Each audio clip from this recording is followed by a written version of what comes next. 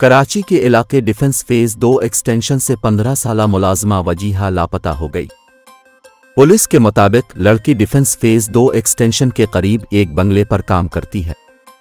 Defence phase 2 extension से घर में काम करने वाली 15 साला वजीहा के लापता होने से कुछ देर कबल की वीडियो मंजर आम पर आ गई। फुटेज में वजीहा को काम से फारिग होकर वापस जाते देखा जा सकता है, ताहम वजीहा कहां गई ताहाल कुछ पता नहीं लग सका। वाक़ये का मुकदमा वजीहा की वालिदा की मुद्दत में थाना डिफेंस में दर्ज कर लिया गया है। FIR के मतन के मुताबिक 15 साला वजीहा और उसकी वालिदा घरों में काम करती हैं। वजीहा को मालिकन के घर पैसे लेने भेजा था। वजीहा पैसे लेकर घर से वापस निकली लेकिन अपनी मां के पास नहीं पहुंची। FIR के मतन में कहा गया है कि जब वालिदा मालिकन के घर पहुंची तो पता चला कि वजीहा कुछ देर पहले तनख्वाह की रकम लेकर चली गई थी।